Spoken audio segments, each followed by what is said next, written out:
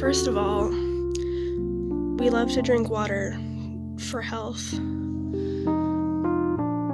And here are my swatches. I don't know if I filmed this part before, so I'm gonna film it now. But this is my swatching of my paints, which are over here. And these are, yeah, okay, it doesn't, oh no, I got paint on the nice front of the box. Okay, it mostly came off. These are Kuretake, and it doesn't have any more information in English other than the color names, so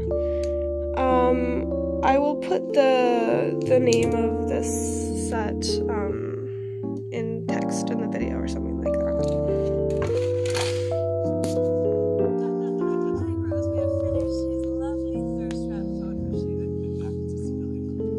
So I wanted to talk a little bit about the materials that I used in these two paintings that I did for this school assignment.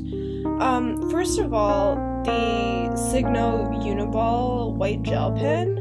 This is a really good gel pen. I've seen a lot of people use it, a lot of other people on YouTube, a lot of other artists. I've tried other gel pens. This one is the best, and it's actually also very affordable.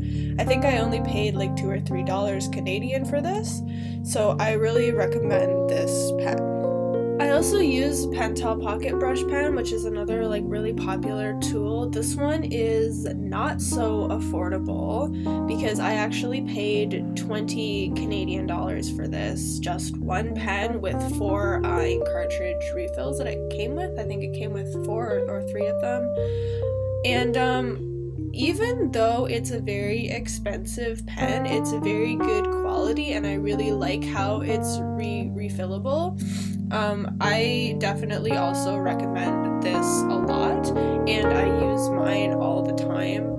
That's how I achieve a lot of line work that people have complimented me on in my art, is I use this pen. So for the brushes, they're all specifically watercolor and gouache brushes.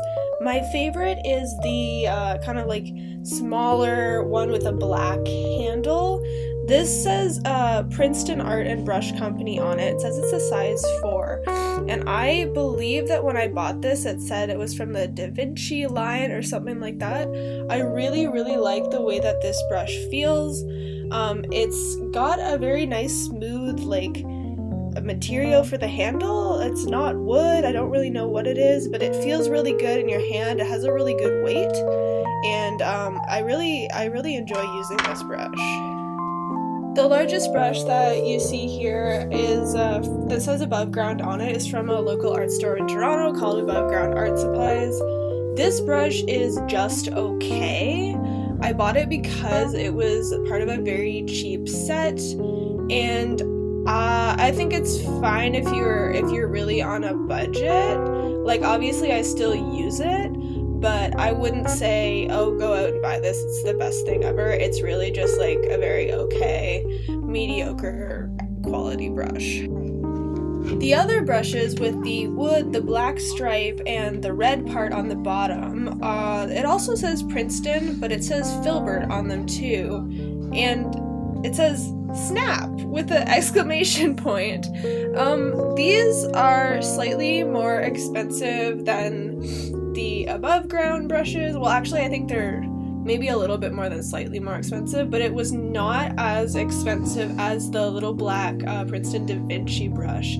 But I still like these. I think that they're good. I think that they're better quality than the Above Ground ones, so I would recommend getting these over the Above Ground brush if you are shopping for art supplies in Toronto. For the line art in this video and the other one, I also used just Sakura Micron Pigma pens, which are like very widely used if you're not familiar with them.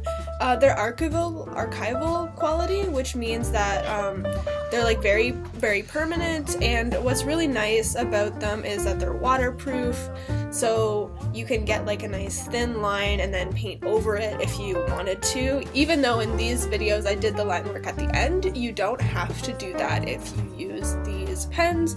I would just say wait a little bit for it to dry. The paper that I'm using is a 9x12 Strathmore cold press watercolor paper.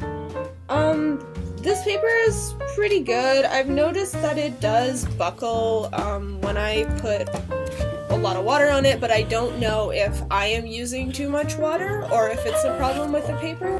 I would say that this paper is quite decent and it's a good price, so even though I've noticed it buckling when I'm using it, I would buy it again in the future because it's very affordable. And finally, the Kuretake Gansai Tambi watercolor set. I highly recommend it. I purchased it on Amazon and it arrived very quickly. It definitely is a little bit more pricey than if you're gonna buy like a very beginner watercolor set. My first one was the Koi watercolor set, Sakura Koi watercolors, and I bought a little travel set, but this one, it's not for travel, but the pigments are a lot brighter, more vivid, the colors are a lot less chalky, and so if you are wanting to get more seriously into watercolor, I would definitely recommend getting this. They have a 24 colors and a 36, I believe, colors set. I don't think the 36 colors are necessary. I think that you get more than enough in the 24 color set. So I wouldn't spend more, but I really like the quality of the paints with these. And I think that's everything that I used for these last two paintings, so I hope that the discussion of materials was helpful and you enjoyed it. And thank you so much for watching the videos. Thank you so much for being my patrons on Patreon. I appreciate it more than you could ever imagine, even if you're just giving $1. That means so much to me. So thank you so much again for watching, and I hope you have a wonderful day.